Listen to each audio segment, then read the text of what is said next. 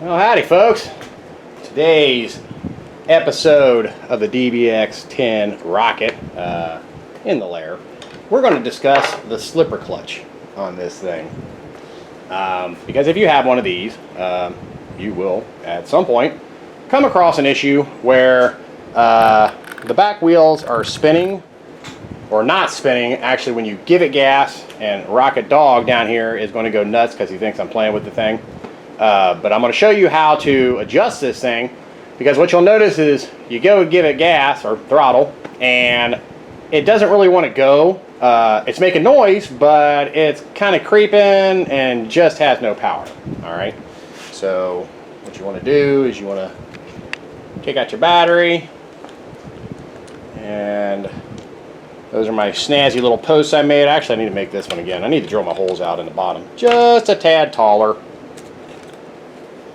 Okay, now to access your slipper clutch, don't mind the wobbly thing right there.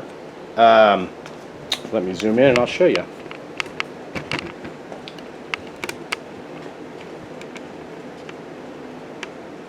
See that little gear right here with the little green? That is your slipper clutch. And it's kind of hard to see because of my little post here, but let me get around this way and let's see if I can get you in position here. And zoom in. Oh, come on. Don't zoom in on the stupid post. Ugh, sometimes this camera does drive me nuts. Okay, well, hopefully it'll turn out in the video. There is a nut right there where my finger is. Okay? So, let me... all you really got to do is this brace here. I mean, you can do it with this on. I think that is a 10 millimeter. It's either a 10 or an 8. Let me grab a 10 and an 8 and we'll see, Ted. Because I forget. But I was having the same kind of problem. It was not wanting to go. Okay, so yeah. That'll work. Okay. Now I'm not going to adjust this one because I don't need to. Now if you want a little more ease of access, you can take off this top brace, right. Now let me angle you back up. This top brace right here. All you gotta do is loosen these two back screws, and there's two in the front, and you can lift the whole thing out, or you can just kind of take these back two off and peel it up. All right. Now what you want to do is you want to tighten. I don't even know if it's, there we go. You want to tighten that screw in, I don't know, maybe like a quarter turn at a time. And then what you want to do is turn your radio on, turn your car on. You want to grab just grab one of your back wheels and then pull the trigger. And this should spin out of your hand, okay? Now, a good indication that your slipper clutch is not set correctly is if you grab this back wheel, you give it trigger, and you see the drive shaft spin, but the back wheels ain't moving. So that's going to tell you that your slipper is out, okay? Because I mean now it's working fine. Of course I can plug this in. Of course Rocket Dog, he's gonna have a fit because he loves chasing these things. See, there he goes. Alright, so all I'm going to do is grab the back wheel. And actually, this one may need to be adjusted a little bit tighter again. Just a hair. So, I know, Bean. He goes nuts. Gotta be careful with him, he's so little. Alright, so I'm just going to go ahead and loosen this back up here so I can kind of show you what I'm talking about. And now the thing of it is, you don't want it super tight. Okay, Bean, it's fine, buddy. Bean, it's okay. It's alright, bud. It's okay. He's relentless. So tonight I'll have to get the ramp out. I got the big rock working. I had to wait for the clutch, slipper clutch discs. So I got that back in. I took it out in the yard last night, but it's getting kind of late and it was dewy, and I got 0 traction.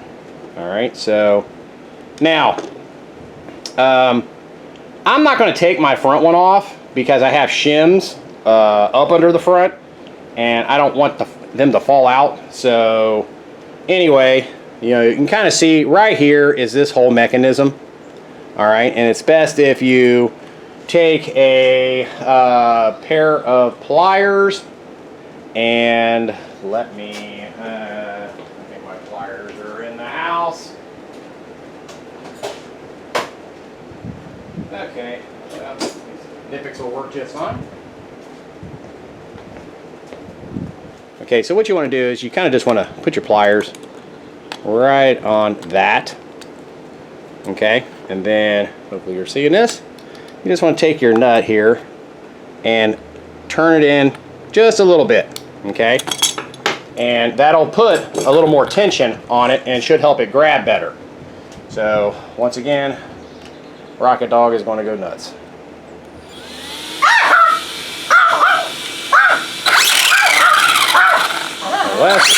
Okay, see how that kind of grabbed and spun it out of my hand? That's what you're looking for. And obviously, you know, you can grab a hold of it, and we can make it a hair tighter. Now, what this is going to do is obviously it's going to grab more, but then it really does become quite the wheelie monster. Okay, so I just put a little more tension on that, and I will take it out tonight and play with it. But I had it out the other day. It seems to be fine, but I've noticed that this thing does like to loosen up. So yeah, I don't really have a fix for that. It's a nylon nut, so it shouldn't be backing out, but it appears as though it is. So I will have to, I don't know, I guess the other option would be, let me give me a light so we can see how much space we got in there, and possibly double nut it. Yeah, and it's possible that the clutch discs are wearing out. It shouldn't, because trust me, this thing has been broke more than it's been running. Okay, yeah, there's enough room there, and that should be a 10 mil. So if you took another nut, if it is, and what I need to do is, let me get my caliper, and I'm going to try to measure the distance between what it is now and see if I can get a measurement or approximate. I should have left that thing off there. Okay, so that is, looks to be close enough to a little over 6 millimeters. So what I'll do is drive it around and then measure it again and see if indeed this nut is backing out. And if that is, then, you know, get my nut bucket and get another 10 mil nut and double nut it here. That way it'll keep it from spinning backwards. I will look at the parts list for this thing and see if you can get just the discs and not the whole slipper, because I don't want the whole slipper. Sorry, my big head's probably going to be in your way here in a minute. There's the plate, and there's your, looks like that green thing should be the disc.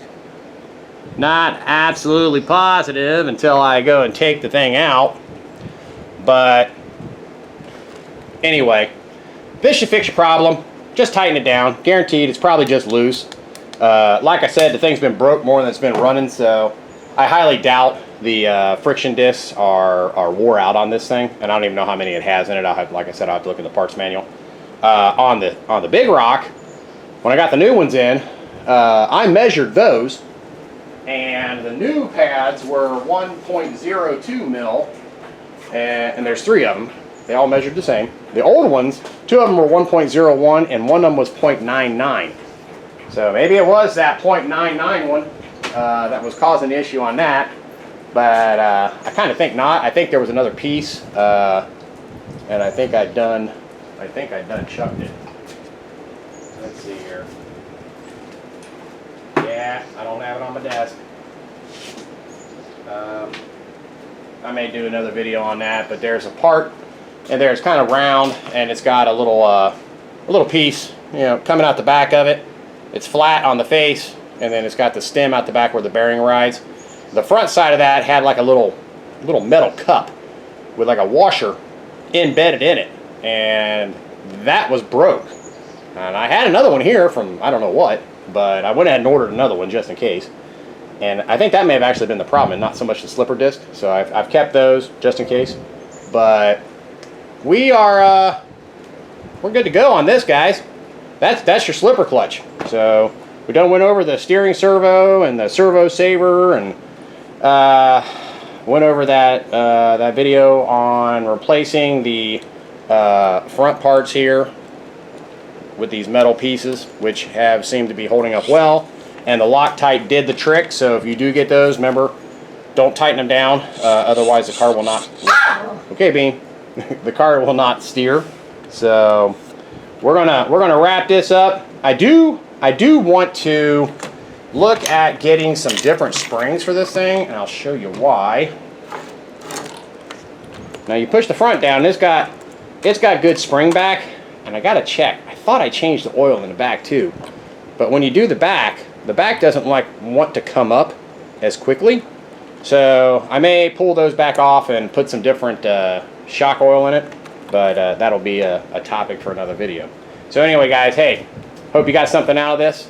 If you did, please give me a like, subscribe, and catch you on the next episode of either this or something else. So have a good one.